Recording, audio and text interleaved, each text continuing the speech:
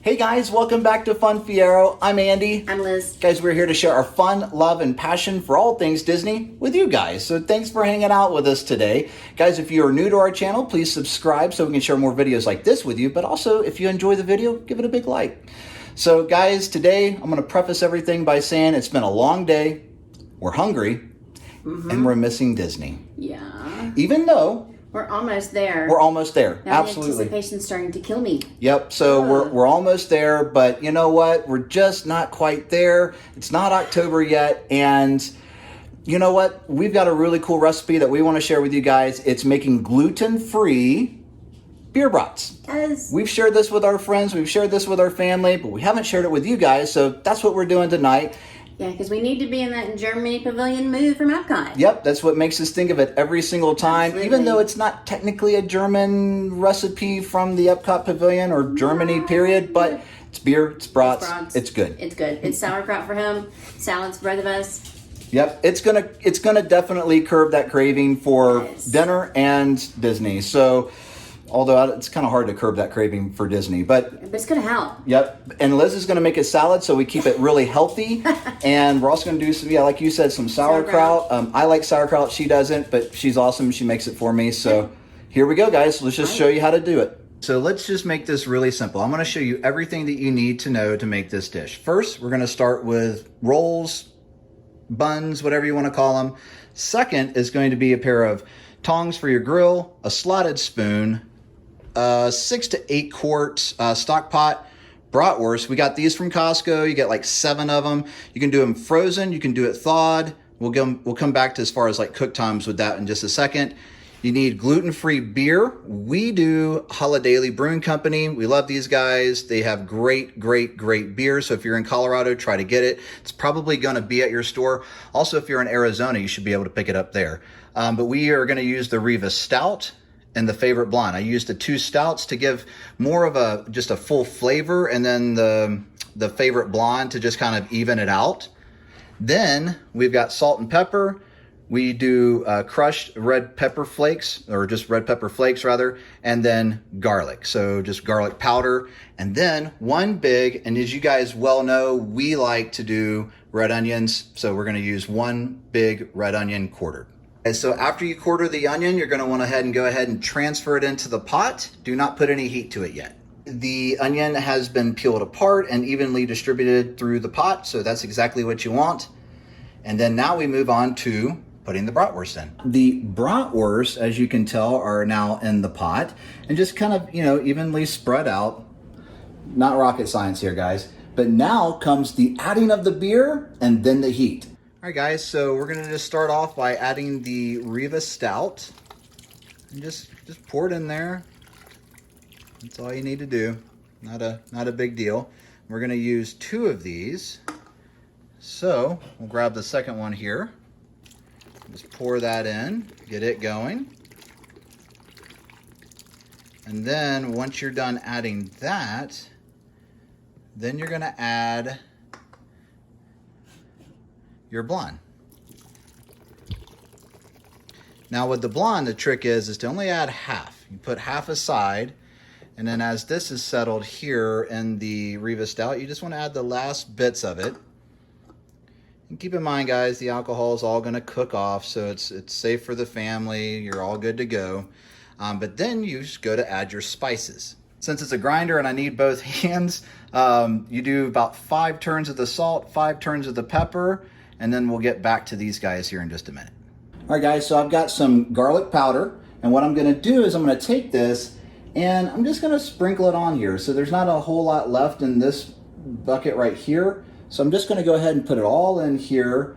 And I would say there's probably maybe a tablespoon and a half of garlic that was left in there, but I do have a spare backup that I'm probably gonna just go ahead, if we're trying to do measurement wise, probably like another tablespoon and a half. Here's what it looks like already with the garlic on there, the pepper, the salt. Actually, I went ahead and did 10 cranks of the ground pepper, 5 of the salt, and so we're gonna add some more garlic. So about 3 tablespoons total if you're trying to like measure it out. I like garlic. If you don't like garlic that much, that's okay. You don't have to put as much in.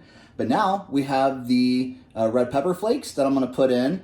And if you guys do not want any spice at all, don't add this. If you just want a little bit of red pepper flavor, go ahead and maybe add some ground red pepper. That's totally fine, but this is totally to taste. This is totally optional. So here we go. We're just gonna add some more. And that's about good. So there you go. It's not too overly spicy with this because we do use the flakes.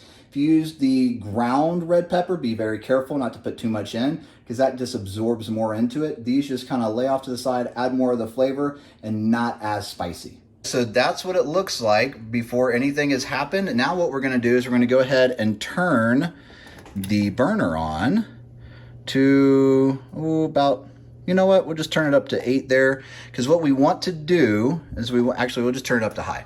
We want it to come to a boil. So that's the whole point. So what we're gonna do is we're gonna take our spoon here, our slotted spoon, all right, and see if I can do this one-handed. All right, guys, so I couldn't do it one-handed, but there it is. Everything is nice and mixed up. Everything's, you know, thoroughly mixed with the bratwurst and the onions and all the spices and the beer all mixed together. And now we just need to let it come to a boil.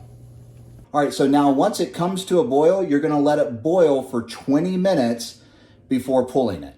And then we'll go over that step as soon as it's done. Oh, but by the way, remember I said save about half of that blonde beer? Or if you guys are just making it with regular beer, save it with a half a beer. This is a 16-ounce can. And then the rest, you just add that special ingredient. Super good. Now it's getting close to the end of it boiling for the 20 minutes. We're probably gonna do just a scotch over 20 minutes because it is frozen. So at frozen, you wanna do about 25 minutes. But depending on your grill, however long it takes to heat up, you wanna make sure you go heat up the grill before it's done boiling, so that way your grill's already ready to go, and then we'll show you what happens. Now here's the other thing. If you guys do not have a grill, if you just don't have access to a grill, but you still wanna make this awesome bratwurst, what I would suggest is doing maybe like a stovetop, you know, take a pan and you're gonna, you know, sear them on the pan, brown them on the pan. You can also maybe use a broiler if you wanted to, but you just wanna make sure that, 'cause all you're trying to do is brown everything. Brown the onions, caramelize those, and brown the meat. So if you don't have a grill, that's what you do. So one of the things that I'm always surprised about is, like, I always think I put in too little beer, but you know, guys, it's 40 ounces. It's 2 16-ounce stouts and then half of a 16-ounce of the blonde. But look at that, guys, as everything starts to boil and the juices are released. Look at that. So between the onions and the fat and the brats and everything, it really does. It starts to come up and it gets even fuller as it goes. So definitely don't put too much beer in there and waste it. So you want your grill about 350 degrees, all right? So now that it's preheated and we've got our sausages, our bratwurst and our onions here, we're gonna now transfer them over to the grill. I like to use a grill mat so that way all the juices stay on here. You're just simply gonna take them, it's real simple, put them over here. There you go. And don't be afraid to grab an onion with it. It's okay. So guys, if you notice here, right, you got all of your onions kind of spread out down here and kind of throughout. It's totally cool because you just want to make sure that they get caramelized and brown. If you don't get them all out of the pot, that's totally fine too. It's not going to hurt anything. It's just this is way it gives it a nice brown and caramelized flavor when you put it back in the pot, which is the next step. So after you brown all of these guys on both sides, you're actually going to put it back into the pot and let it sit there for another little bit just to soak up that flavor. But we're going to go put this pot actually back on the stove. They're nice and brown. Look at these guys. Look at the nice caramelization going on the onions. And then of course we brought our pot back here. So now all we got to do, we got them browned on both sides. As you guys can see, we're going to actually put it back into the pot, and that's where it's going to soak that flavor back up. Now guys, so it's back on the stove here. I've just got it basically on a kind of a simmer, low heat, just to allow these flavors to really kind of soak back in, you know, kind of stir it occasionally. You're only going to leave it here for like another, 5 minutes tops, and then that way it just soaks those flavors in after getting cooked. But then after this, you get to enjoy. All right, guys, there it is. This is the onions on top of the brats. Got the sauerkraut for me. Liz is just doing the onions and bratwurst, but they are absolutely smelling divine right now. Can't wait to eat.